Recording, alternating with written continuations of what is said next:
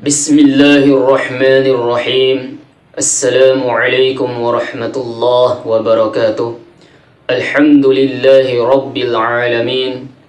Wassalatu wassalamu ala rasulillah. Wala hawla wala quwata illa billah. Pemirsa Hubbun TV yang sama-sama mengharap ridho Allah subhanahu wa ta'ala, pada kesempatan ini saya akan menjelaskan tentang contoh-contoh ruqyah syirkiyah. Apa yang dimaksud dengan ruqyah syirkiyah?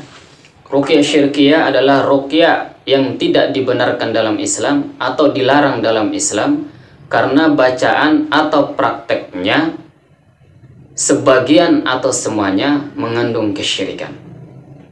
Nah, seperti apa contoh-contoh ruqyah syirkiyah? Yang pertama, berdoa kepada selain Allah untuk memohon kesembuhan dan perlindungan. Misal berdoa kepada jin, malaikat, atau orang soleh, ya, wahai Syekh Fulan, sembuhkanlah saudaraku ini, atau wahai jin penguasa hutan, lindungilah kami. Nah, ini tidak dibenarkan. Ketika seseorang itu berdoa kepada selain Allah, maka ini tidak dibenarkan. Maka jangan datangi peruqyah ini. Misalkan kalau dia menyebut dirinya adalah peruqyah, maka jangan datang berobat kepada dia. Ya, apalagi ya, ini sering terjadi juga ketika seseorang pergi ke hutan. Ini nggak boleh. Dia sampai di hutan, ya, langsung dia meminta perlindungan kepada penghuni hutan atau penghuni pohon besar di situ. Ini nggak boleh dalam Islam. Kemudian yang kedua, meruqyah dengan mengandalkan kekuatan benda bertuah, semisal keris atau pusaka yang semisal dengannya. Ini juga nggak boleh. Jadi ketika misalkan dia mengobati seorang, dia mengandalkan kerisnya atau misalkan pisaunya atau yang lain, benda-benda yang lain, maka ini nggak bisa. Ya, kita sama sekali nggak bisa mengandalkan benda-benda seperti ini. Nah, kemudian yang ketiga, menyembelih hewan untuk selain Allah sebagai syarat penyembuhan.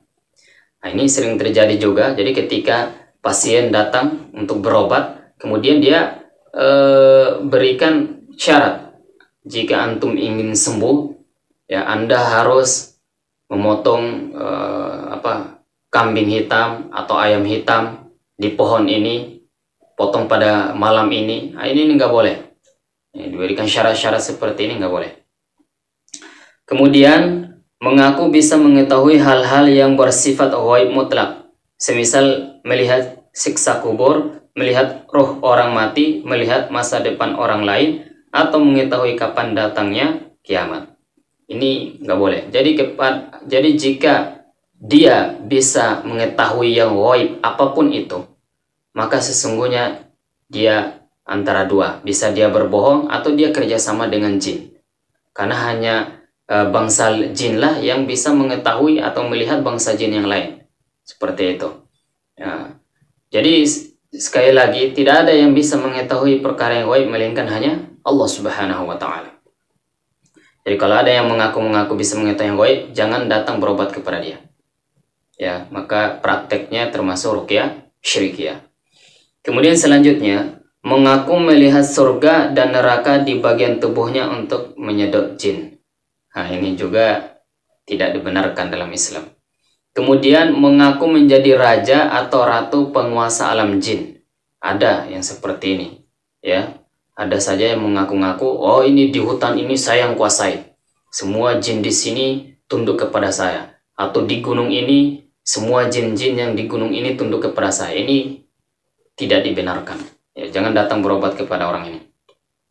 Kemudian menjamin kesembuhan pasien 100% sekali berobat. Nah ini. Jadi peruqyah, siapapun dia, tidak bisa menjamin kesembuhan pasien itu 100%. Kenapa? Karena kesembuhan itu hanya dari Allah subhanahu wa ta'ala. Ya. Maka kita seorang peruqyah, nggak boleh kita langsung memberitahu pasien, saya akan mengobatimu, hanya 1 kali ngobatin langsung sembuh. Itu nggak boleh. Ya, kita tidak bisa menyembuhkan. Ya, kita hanya perantara saja, yang menyembuhkan hanya Allah Subhanahu wa taala. Maka jika ada peruqyah seperti ini, jangan datang berobat kepada dia. Ini termasuk ruqyah syirkiyah. Selanjutnya, ya, menjamin keselamatan dunia akhirat dan memberikan jaminan syafaat di akhirat jika pasien berjanji setia dan terus meminta pertolongannya. Ini ada juga yang terjadi seperti ini, dan ini nggak boleh, ya. Kemudian mengaku bisa menambah rezeki orang lain dengan jampinya. Ini nggak bisa juga. Jadi ada seperti ini. Jadi dia beritahu pasiennya, jika engkau mengamalkan mantra ini atau bacaan ini, maka rezekimu akan bertambah. Ya, dengan jampi ini, dengan mantra ini kamu amalkan setiap malam ini, setiap hari ini. Nah, ini nggak boleh. Ya. Jadi sesungguhnya yang bisa menambah rezeki hanya Allah Subhanahu wa taala. Kemudian memberikan jimat kepada pasien sebagai penangkal bahaya yang diklaim mempunyai kekuatan magis. Keris kecil seperti keris kecil, tanah kuburan, paku, telur angsa, tulang babi, raja, wafak, dan yang semacamnya. Nah, ini nggak bisa. Jadi kita peruqyah atau siapapun dia, ketika sudah memberikan jimat-jimat untuk penglaris, untuk penjaga, ya, itu jimat-jimat nggak bisa sama sekali menjaga seseorang. Jadi nggak benar ini, ya. Kemudian menghadirkan arwah di tubuh mediator untuk dimintai pertolongan dan informasi ghaib. Nah, ini biasa terjadi juga, ya. Jadi saya pernah meruqyah bahkan. Jadi seseorang ini dikasih masuk roh, sebenarnya jin yang dikasih masuk itu. Kemudian ditanya-tanya, ini ada yang hilang, siapa yang ambil, kapan hilangnya. Ini nggak boleh, jangan datang berobat kepada orang ini. Kemudian meruqyah dalam keadaan junub dengan niat menghamba kepada setan atau melakukan beberapa amalan yang membuat jin khodam yang menyertainya ridho dan rela membantu seluruh proses pengobatan yang dia lakukan. Nah, dia sengaja meruqyah atau mengobati dalam keadaan junub sebagai bentuk penghambaan dia kepada setan. Ini nggak boleh, nggak benar nih. Ya, kenapa? Agar jin khodam itu mau membantunya. Ini prakteknya nggak benar, dilarang, ya.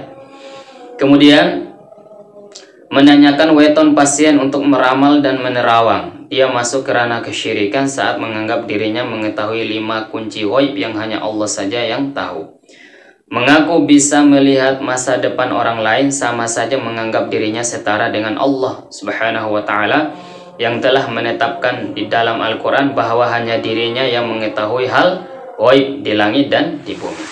Jadi ini nggak boleh, ya. Meramal itu nggak boleh, ya.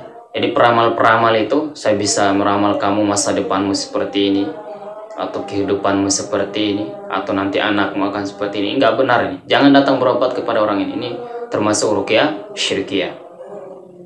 Kemudian terakhir, mencampur ruqyah dengan praktek sihir, pelet, penglaris, susuk, dan praktek sihir yang semisal. Nah, ini dilarang juga, ya. Dicampur adukan, ada ruqyah, kemudian ada sihir, ada peletnya, macam-macam. Ini sama sekali, ya, dilarang dalam Islam.